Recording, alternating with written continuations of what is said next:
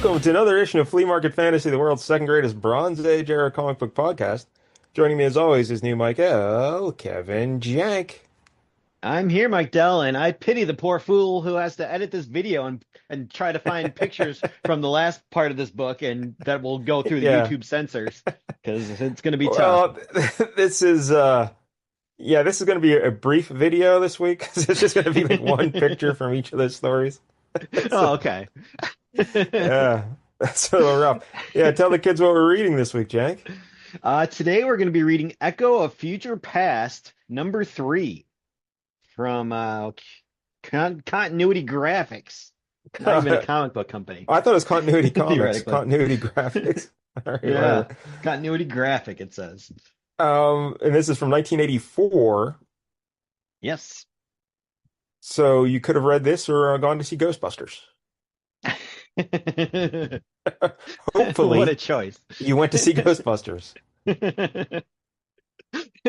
Probably a better use for your money, yeah. So, but we'll get into this because I'd never heard of this until Jank found it. And we'll figure all this out together. Yeah. But before we do, let's remind everybody if you're watching on YouTube, please like and subscribe. We're up to 388 subscribers. So I think we picked up 4 this week, Jank. That's pretty good for us. Hey, all right. That's And a it's real momentum shocking builder. because no one is watching the Fantastic Four episode. So, Same with that movie. I don't know what is happening. But the conversion rate is pretty good on the people that watch it, I guess. We got 4 subscribers. So That's good. that If you would is have good done that news. issue where Nihilus was, a secretary, then everyone would have That's true. Yeah, we never signed actually up. did that issue. Yeah. We referenced it a lot. Also, what was I going to say? Oh, if we get to 500 subscribers, Jank is going to make me read The Dark Knight. hmm I want it to happen.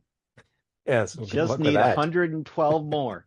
Get Yeah, it's going to be rough. all your Uh, friends and family to sign up. Also, what was I going to say? Oh, I have a book out there called Monkey Flip about a chimp detective. All right. So this, published by Continuity Graphics, I guess. I had written down comics, but I guess it's graphics. I Yeah. don't know. That's what it says on the cover anyway. I don't know. From 1984 to 1986, this here book was published, Echo of Future Past, and it's a comic anthology, and it lasted for 9 issues, and it was published sporadically, like it's Yeah, supposed I to was gonna be. say like 84 to 86, and you got 9 issues. That's not good. I think it was announced like issue 3 was going to be bi-monthly, and then there'd be like 4-month gaps between issues and everything. So they're on They a were the different calendar. Proto Image comics, Yeah. basically. They're on that Uh, schedule. do you know who founded? Oh, I'm guessing you don't because you never heard of this company either. But do you know who founded the company? I don't. Not Neil like Larry Adams. Hama. Oh, okay. Neil Adams. Yeah, That and makes sense. he was kind of like the company lasted from 84 till 94, so a 10-year run.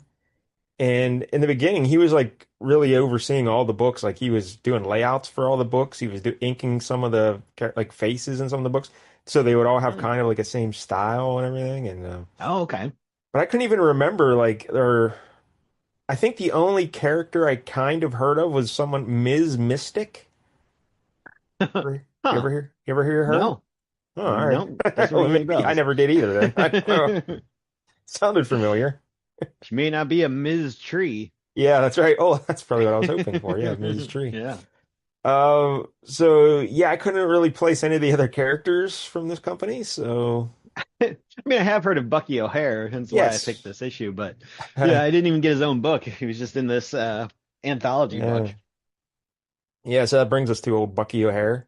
He's a green bunny. Captain Bucky O'Hare. Oh, well, you saw the cartoon, I guess. Is that right? Yeah, I actually remember the commercials, and I think I remember the theme song more than I ever saw the actual show. Yeah, I am aware of Bucky O'Hare, but I've never watched the cartoon he had video games too. So Yeah, Bucky O'Hare. yeah, they really tried to make a go of it. Yeah, he was created by Larry Hama and Michael Golden. At some point between 1977 and 78. I guess it was a work in progress over that time. But his first published appearance wasn't until Echo of Future Past issue 1 in 1984. So Bucky was percolating there for a while before he actually Yeah. saw It light of takes a day. long time to come up with perfection. Yes. So, but we know Larry Hama, of course. First thing I think of is G.I. Joe, but he also had a Sure. Wolverine run, right? Yeah, that's what I think of mostly is he had a very long Wolverine run on the solo book there.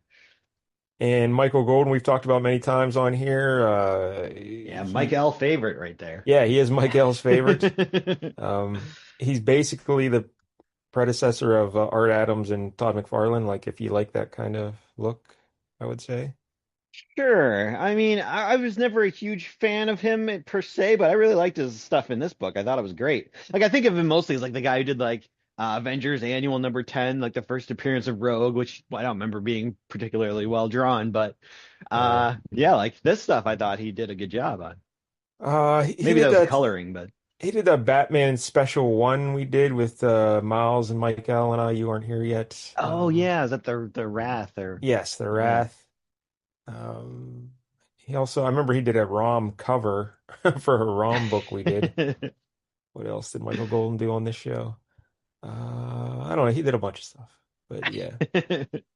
So there We're you gonna go. shower praise upon him. Give Yeah, him a golden he's really good shower. artist. Yeah. He did that in Marvel Fanfare. That's story where Spider-Man and the X-Men go to the Savage Land. Oh Yeah, yeah. he did that. Um, Yeah, he was but getting his hands on everything here and yeah, there. so Did a little bit of everything. so Bucky O'Hare. The basic premise of the story is the United Animals Federation versus the evil Toad Empire. That's right. And we get a backstory for things in this issue, so we don't have to go into it too much. Yeah, this one sets it Um, up a lot. Not too much action, just a lot of setup. there were six 8-page installments in Echo of Future Past, and then they were collected into a graphic novel in 1986, and that led to the cartoon in 1991. So 5 years after that graphic novel, they said, "All right, we'll give Bucky O'Hare a shot." Yeah, Um, I feel like again that's the Ninja Turtles influence where they're just like, hey, people oh like these yeah, independent comics based off of animals, like let's do Bucky O'Hare. I didn't even think of that. That's exactly what happened. Yep. Yeah. They're gobbling up everything. And I think the cartoon only lasted for 1 year there. Um, and to coincide with the cartoon, they took the original 8-page stories and they expanded each of them to 24 pages. And they were Whoa. released as a standalone series. And it was supposed to come out for 6 issues, but only five were released. Oh, that's Yeah. disappointing. So they must have been People were like, selling "Oh like man, we're gonna get so hotcakes. much more story," and then oh, nothing. And Larry Hama did write a second Bucky arc, but it was never published. Ah, that's crazy to me. Like, I mean, I guess how much But does it really cost to do like an independent comic book? Probably not that much. with as much crap that gets published out there, you think they could Yeah, exactly. Image something? can't break off a little bit of money for this. Now there was a, time like after that. What are we talking here? 90, like nine. Oh yeah, the Konami had two video games for Bucky in 1992. Holy hell. Two video games. Like were they just different, the different ports, like it was on Nintendo and then they ported it to the Super Nintendo or I something, don't or know. the completely separate games? I think they were separate games. I'm Wow. not. Yeah, I don't know. Don't quote me on that. So. So then after like in the 90s, at some point, a British publisher reran the Bucky stories, and then they continued with original content for like 20 issues, and then it died. But so that's pretty much all of the Bucky O'Hare in existence, I believe. So yeah. Yeah. I will say, Cousin Pete, we mentioned on the Mighty Crusaders episode, he's been buying up all these old Oh 80s and yeah. 90s action figures, and he does have I think one or two Bucky O'Hare figures. Yeah, Hasbro came out with a Bucky Yeah. O'Hare line of toys as well. Yep. Yeah. How about that? Bucky O'Hare. All right. So Getting it yeah, that's done. all I got on Bucky O'Hare. And all the other stories that this issue has five stories in it. Uh-huh. And Jank, I remembered he wanted me to read the first one, the fourth one, and the fifth one, right? That's right. Yep. Yeah. You nailed it. And wow, am I glad I read them. Yeah. Yeah. Some nice looking art. I'll give him that.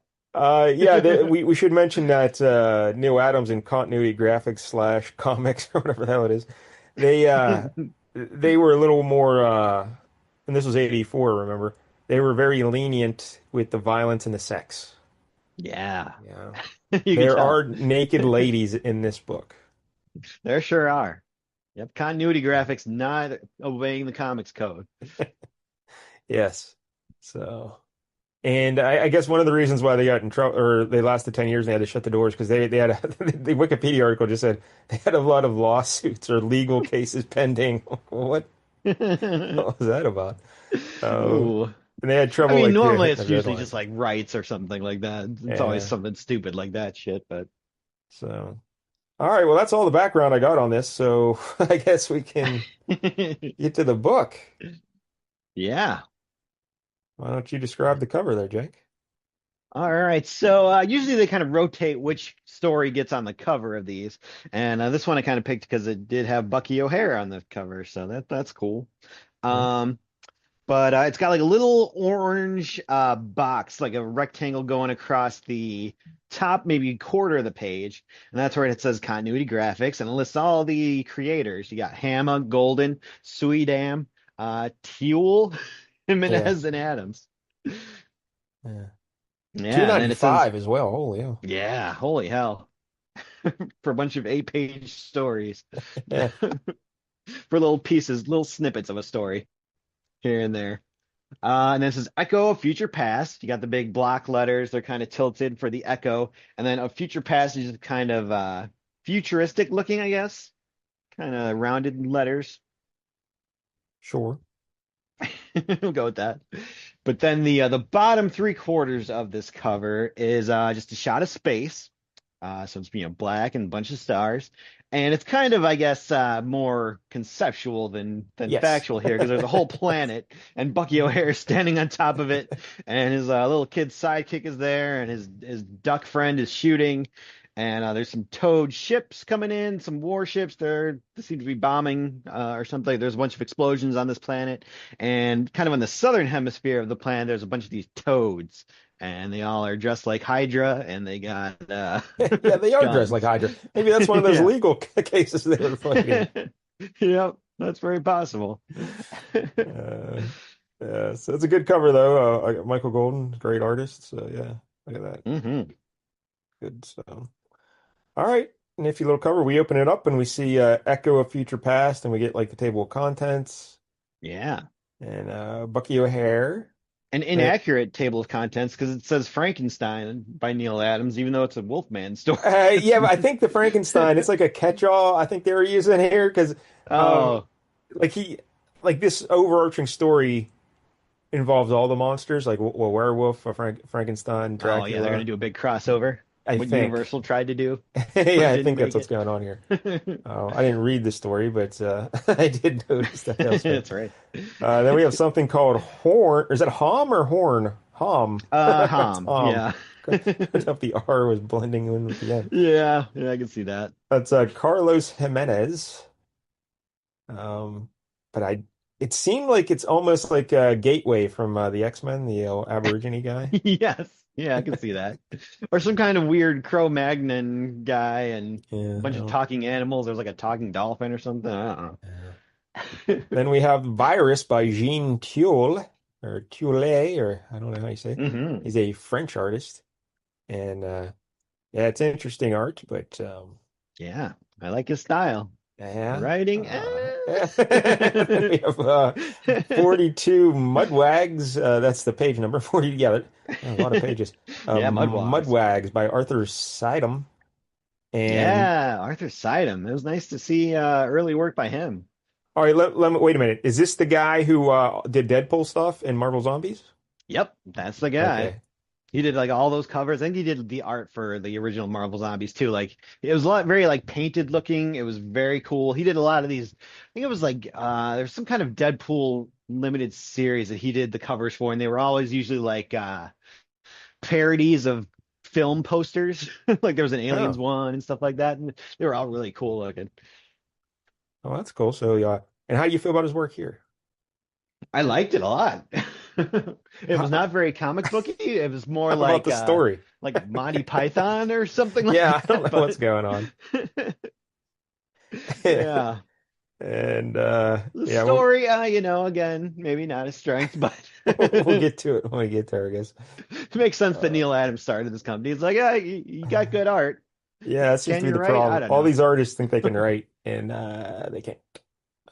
So They also have a very these stories weren't bad per se. It was just more like you needed more pages to be able to tell a real story. Telling little snippets of each story isn't really giving you your money's worth. yeah, or you can tell a whole story in 8 pages, but it has to have a beginning, a middle, and an end. It has to have, but so, Yeah. all right, the first story, I did like this thing. Like, so before each story, there's one full page where they tell you created and written by Larry Hama, illustrated by Michael Golden, and then it says Mhm. Bucky O'Hare, and you get a little catch up of what's been going on with Bucky. Yeah. And That's very uh, helpful. but I love how the whole page is just one color, and then there's like a black ink drawing of something in there as well, and we Hmm. get the toads at the bottom, and the toads are packing guns, and they also are smoking. One of them smoking a dart. Look at that. Yeah. These toads know He's what's very up. fun. So Willie DeWitt of Earth has a lot of ambition for a little boy. He wants to study his science books and build a photon accelerator. Uh, you don't need a comma there. I will say this: I noticed a lot of editing issues in this book. Oh, Yeah. they needed a young Mike Dell Yes, we come just get in. in there. He doesn't want to march in peace marches, become a vegetarian, or save the world, I much like this less kid already. save the universe. With the untimely reduction of Bruce the Berserker Baboon into random ions changed all that. I'd have liked to have seen Bruce the Berserker Baboon. I know. I'm sad we missed out on that. I didn't know that there was a Berserker baboon like right before this. Dimensions away, Bucky O'Hare, captain of the spaceship Righteous Indignation. I like that name for a spaceship. That's So I great. have a lot of righteous indignation inside me at all times. Lay hard prey for a squadron of toad fighters. The righteous indignation's photon accelerator wouldn't work. Only a miracle would save them. That miracle happens. A malfunction of Willie DeWitt's photon accelerator creates a rift in the space-time continuum. The doorway from his room now leads directly into the indignation's hold. Captain Bucky O'Hare and his crew need Willie to help them save the universe from what? The Toad Menace. All right, so Ooh. yeah, so And this kid it's is doing not his people little, licking toads like that episode of Family Guy to get but high. this kid is doing his little science projects, and something goes wacky, and now his closet in his bedroom is a gateway to the Bucky O'Hare universe. Yeah, right Yeah. onto their ship. It's a good premise. I like that. Yeah. Yeah. And it's good for him that he can just like go back anytime he wants. Like, Yeah. okay, it's getting too hairy here. I'm gonna peace out. So we open up the story here, and we see their little spaceship flying around in the space between some asteroids and whatnot. And yeah, Bucky has a whole crew of other animals with him. Like they're, I don't know. Yeah, there's a duck guy and Yeah, duck guy. Yeah. there's a robot. Yeah, there is a robot. That's right. Yeah. And there's like other duck guys. I don't know. There's a bunch of animals. Yeah, it's a United Federation of Animals or whatever it was. Yeah. No Berserker baboon anymore, but So they're flying around and they're worried about, I guess, the toads are chasing them, and but they're saying, oh, their ships are too big to go into hyperspace and they won't be able yeah. to catch us. So, But their standard engines are still pretty fast, so but old Willie DeWitt, he's like, there's a lot I don't know about your side of the universe. Better give me a quick rundown on the rules of the game here's abouts. And but this is a good way to do exposition because the character doesn't know. You got to tell yep. the character, don't tell the audience. So the robot, he shoots out like a little home movie theater out of his eye and showing. And would you like to explain what's going on here with this background? Yeah, so basically The At one time, the Toads were a fairly harmless race, interested only in acquiring shoddily manufactured material goods for no other reason than to have more than the next Toad. Yeah, I so like this basically story already. Americans. Yeah, Yeah, Americans. Yeah. yeah. And things were going great till they built this one. There was a cabal of toad scientists convinced the industrialist kings that production and profits could be increased by centralized computer control. This was simply an excuse to link every computer on the Toad planet into a mega computer capable of solving the three riddles that had perplexed Toad philosophers for 50 millennia. I would have liked to know what But those three instead riddles of were. answering, yeah. They never told us. Yep, it's like the three Uh, seashells in yes. Demolition Man. We'll just never know. So yeah, but instead of answering their riddles, it just created a mega computer that declared itself the supreme dictator, and it renamed itself Complex and With lobotomized the entire cabal so that they couldn't shut it down anymore. yeah, complex with a K. Yep. And but it's very prescient what Larry Hamm was writing here. Basically, the story of AI. It's coming. We're all Yeah. going to get that big monster computer is going to get us all pretty soon. So, Yep, we're willingly doing it to ourselves. so the computer took over all the toads and turned them basically into like a little army, and they're going to try and take over the universe now. So, Yeah, they start goose stepping. It's yeah, and they and fly they around. industrialize the whole planet, Yeah, basically turn it into a computer 7 layers deep, just teching it up. and now we get the backstories on the like the meetings they had. The United Animal Security Council has a big meeting. They're trying to decide what to do, and then they come up with space, the sentient protoplasm against colonial encroachment. That's the organization Yep. that Bucky O'Hare works for. I like that Yeah. it's basically just a big bureaucracy, and they're like, yeah, you created a separate agency. It's gonna look into it. So yeah, Bucky, there's like a lady. Is she a rabbit or what is she exactly? Like Yeah, I don't know. She might she be a rabbit, maybe some kind of minx or something. I'm not maybe even a sure. cat. I don't know. I can't Yeah, tell. could be. She's But got big white hair instead of like real ears, so it's hard to kind of tell. so I guess that's his love interest in Yeah. There's a little dog with oh, some that's right. goggles on. I'm not sure what that other thing is down there. Yeah. It kind of maybe like a vulture or Yeah, maybe. I A really weird mouth. don't He's know. kind of part reptilian, but almost vulture-like, so yeah, it's hard to Yeah, say. I don't know. So yeah, we get all the background story of everything, and then the robot's little bulb burns out, so that brings an end to things. Yeah. They're And gonna have to send Willie back through the closet to go to Radio Shack and get a new bulb. and they got to give Willie they want to give him a uniform, so they gave him the Bruce the Berserker Baboon's old uniform. Luckily, it fits perfectly. Yeah. But he says there's a bunch of banana peels in the pockets. Pretty good. Yep. Uh, and then the one duck guy says, "Arg, mateys, our scanner is picking up the unidentified toad-like object." And there's a Yeah. toad-like object. I don't know. Yeah, there's basically like a Death Star thing right behind the moon, apparently, like a big old space station that's shaped like a toad. It's got warts and everything. And so they decide they're gonna try to, free this world, except they can't actually fight back until they clear it with the main species of this planet. They have to get Yeah, a there's a form signed by them in order to actually be gotta able to get a fight the toads permit, here. I guess. Yeah. Yeah. And Need a apparently that battle Jenny, permit. that white bunny slash cat slash whatever, she's down there trying to distract people or keep them busy until they get, I don't know. I was a little Yeah. confused by that.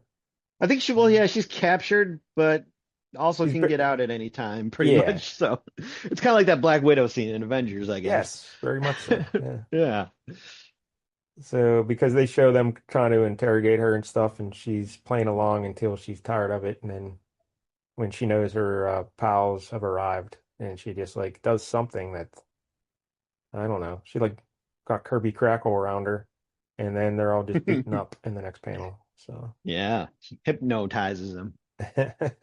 Well, all right. So they landed. They got to go get the signatures on the permit so they can kill some toads. And that's about it. Yep. The duck guy who has like an eye patch, he takes off on like a rocket sled, and they're like, "Hey, be careful! You don't have depth perception." Yeah. And I guess he takes that kid with him. Um, I did like Michael Golden's art's great, of course, but he does pack every panel with detail and stuff, and sometimes it's tough to tell exactly what's happening. Um, Yeah, I can see that. it gets a little cluttered. Could have used some more space. Uh, but apparently there's like a Yeah, phone overall, I booth. liked it though. Yeah, yeah, he's a great artist. There's like some sort of it looks like a Grecian phone booth. I don't know from Yeah. ancient Greece. It just pops up like Doctor Who or something, one of them deals. The TARDIS or Yeah. something. I don't Or know. the traveling phone booth in Bill and Ted. All right, I would have preferred you didn't make that reference, but all right. And they're like, oh, where'd that come from? Insufficient True. data require further input. Okay, let's just ask whatever's inside. And then that's when the Oh, issue ends. it's a good tease for next issue. Is it? Could Because be again, we only anything. see Could be that Bob thing in the Barker. final panel, and it's not even like the focal point of the panel. It's just off to the side. So I um, I mean, don't maybe know. it's just an outhouse and they got to do Yeah. their business, but we'll find out next issue. See, I It's think a I mystery. we definitely needed a stronger ending and probably a stronger middle and beginning. I thought this story was good. I liked the satire of what the Toads were into beforehand and how the AI ruined them, and then the space organization have to get this permit signed. I like the ideas here. Again, it's hard to Yeah, do I agree. much in an 8-page story, but overall, I thought it was doing a good job. There's nothing here that would make me want to read more, but I think I would read more yeah, potentially. potentially, but you won't. That's true. Very Oh, busy.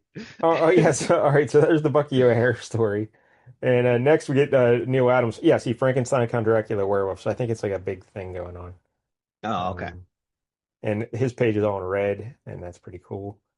And yeah, I flipped through it, but yeah, I didn't read this one because I didn't have to. So I'm sure as hell wasn't. This probably looked like the most complete story of everything in here, though. Yeah, I would guess so. Yeah, if they're doing maybe a Frankenstein, then a Dracula, and then a Wolfman story, and then eventually they all get together, maybe this was complete.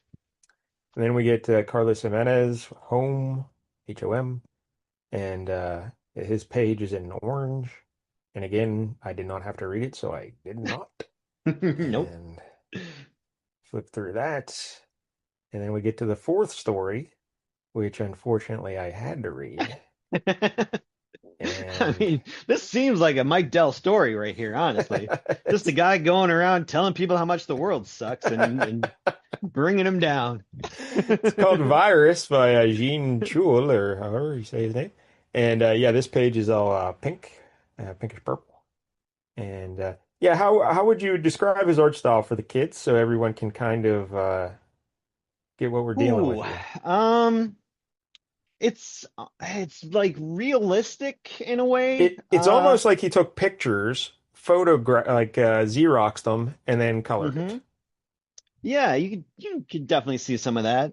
Like some of this looks like it should be on like a Pink Floyd album cover or something Yeah, like very that. 80s rock cover, like Yeah, uh, who's on Simple Minds cover or something, or sure. There's a Aha. shot of like a Bobby or something later on where it's just like, oh, that looks like straight off an AC/DC album Yeah, cover. so it is interesting art. Would you Yeah. like to describe this, what's going on here in this story? Okay, so we got Virus. In number one of Echo of Future Past, we gave you a nibble of Virus. Distasteful little slime, isn't he? Well, he's back. In number one, his despicable sense of humor made a woman flee in terror. How did he accomplish this? Well, by an odd twist of logic, he convinced her he was a Martian. Then he cut his own throat and bled green blood. Cute, huh? But that wasn't the end of it. His antics attracted the attention of a cute little girl, remember?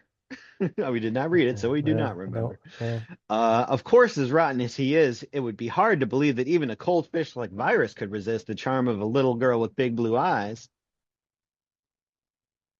I suppose. So we turn, and the image looks to be of that guy, virus fella, choking the little girl. And Yeah, yeah.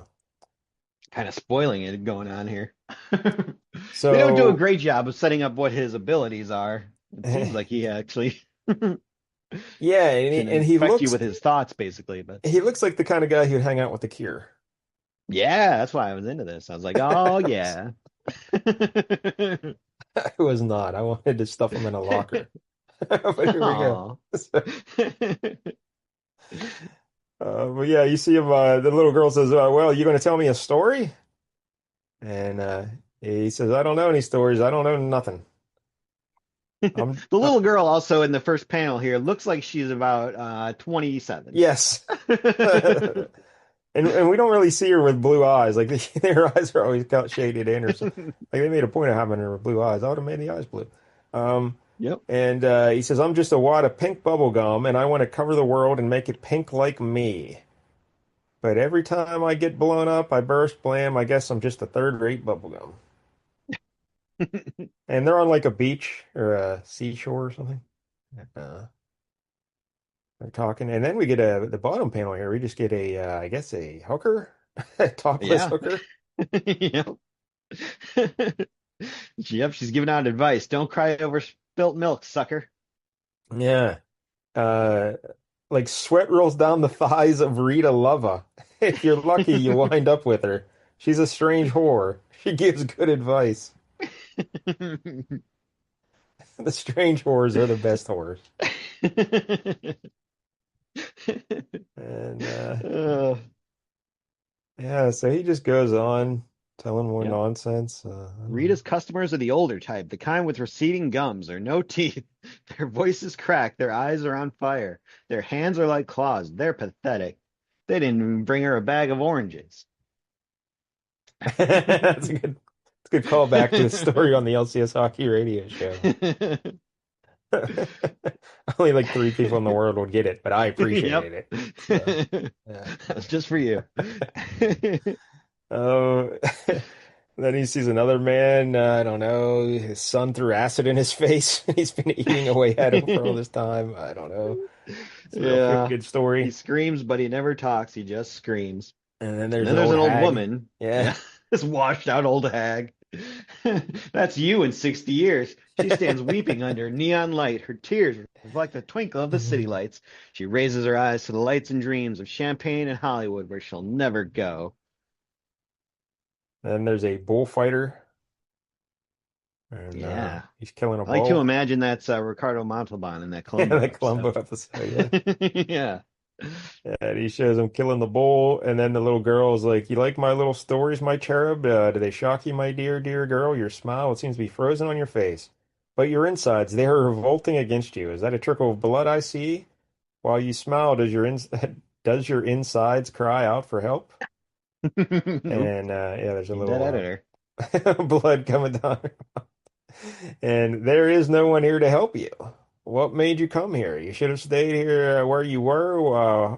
Why were you born? Go back, man. Could use a question mark there too.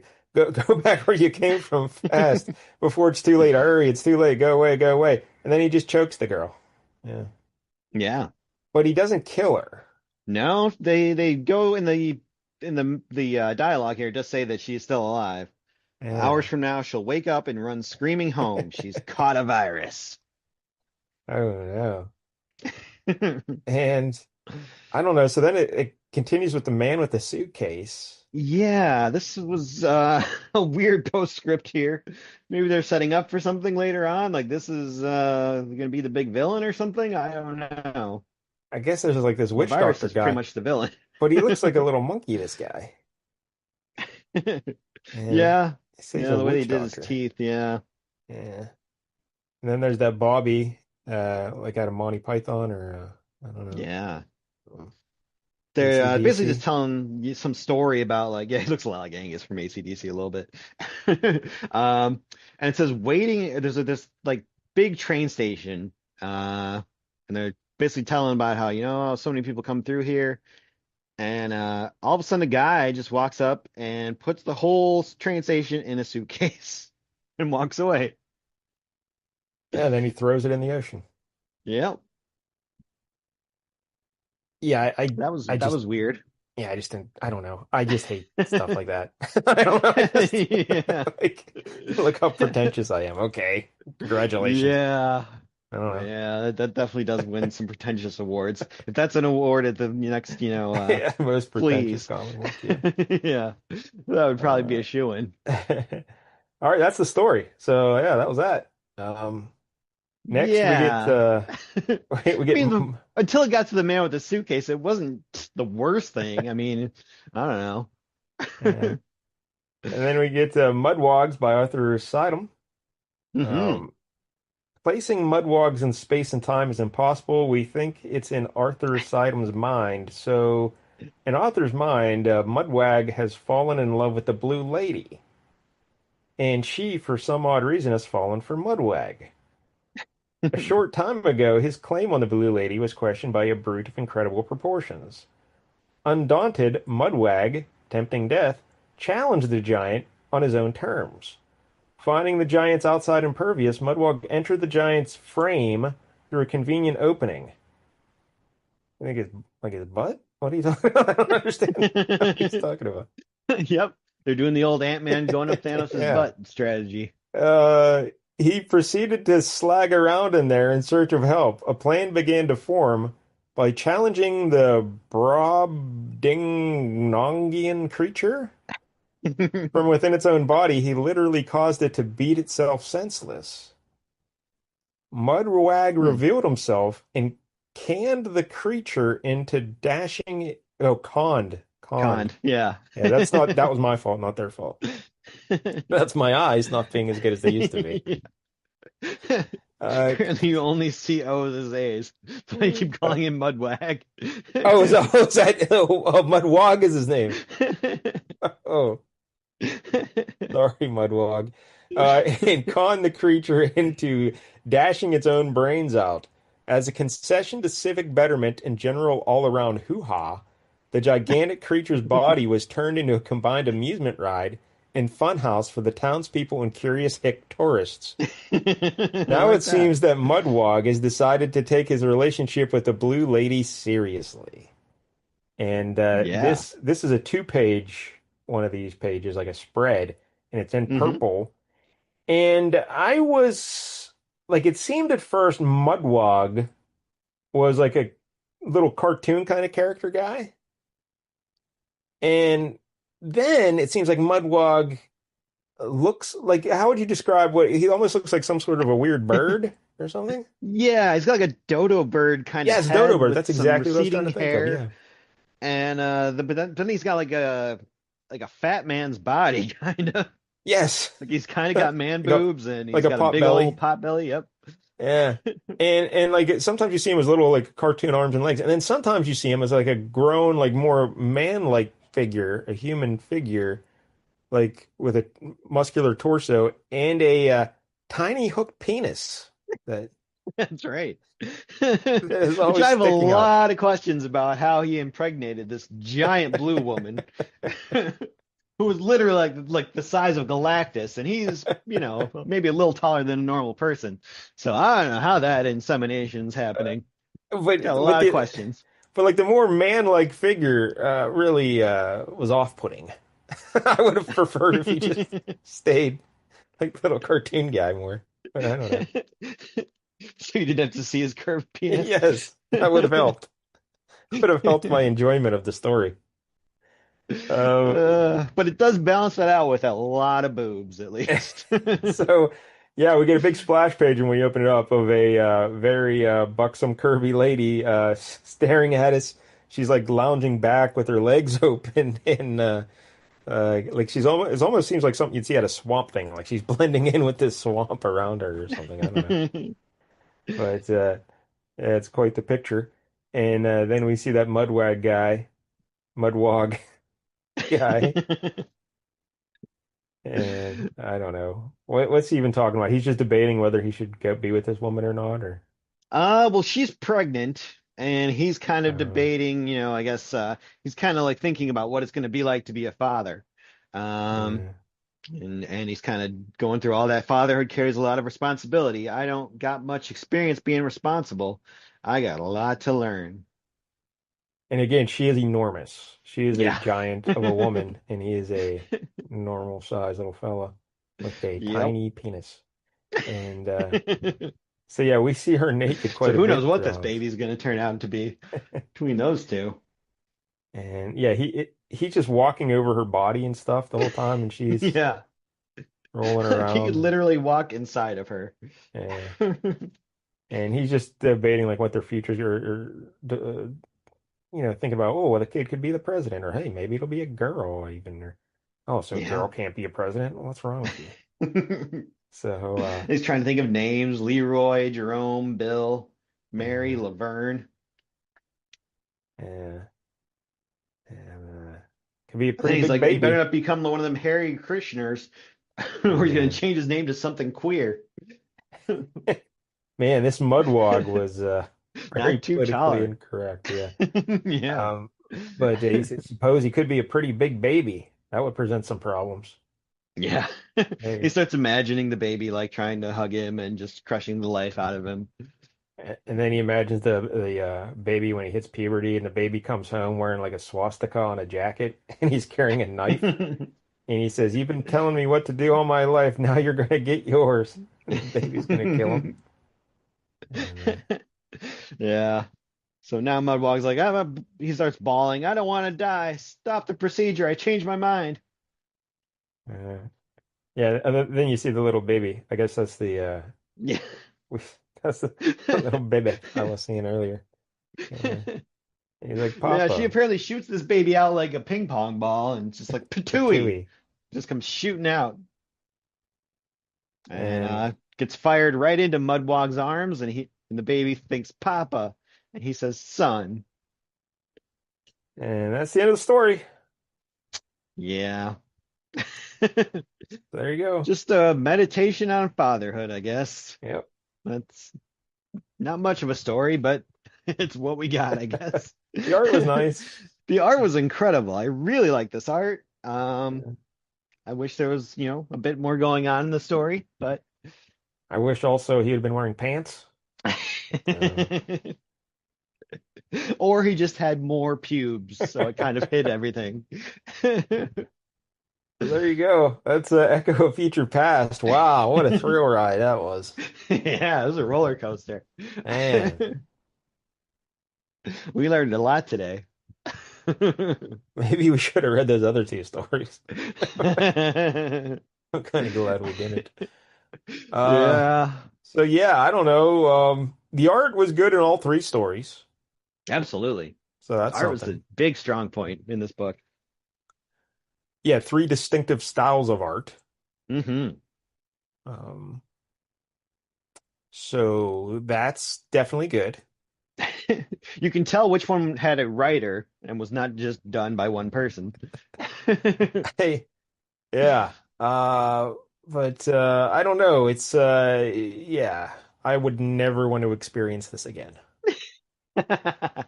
This was, this was Yeah, I unpleasant. didn't hate it. Like, Uh, the other stories I'm not as sure I would want to follow up on, but Bucky O'Hare for sure. I think it's an interesting story. I think they're doing some clever stuff there, so I think it's cool. uh, I'll pass. But I like stories that kind of, deconstruct the tropes and get a I permit and hate stuff like anytime that. someone That's uses fun. the word tropes. And in fact, the next time I see you, I'm gonna have to punch you. But don't take it Oh personal. boy. Don't take it personal. I'm gonna wear three pairs of jeans that day. Right in the jeans. But all right, so yeah, I guess I'll give it a 3 out of 10. 1 point for each art in each story. But yeah, I did not enjoy this, so 3. Okay. I was higher on it than you. I think I'll go five, right down the middle. It's fair. Had good art. Yeah. Well, Hmm. that's half the battle. So, Yep. Half of it was awesome. so there you go. Echo of Future Past. Yeah. It might be smarter just to read the collection of Bucky O'Hare Yeah, probably. or a collection of the other ones if you were Yeah. really into those instead of just getting little bits of each story, each issue. All right, so for next week here, Jank, I Yeah. always have trouble picking an issue, and sometimes I like to take a nap right before the show and then just wake up with a inspirational strike and say, "Oh, this is what we'll do."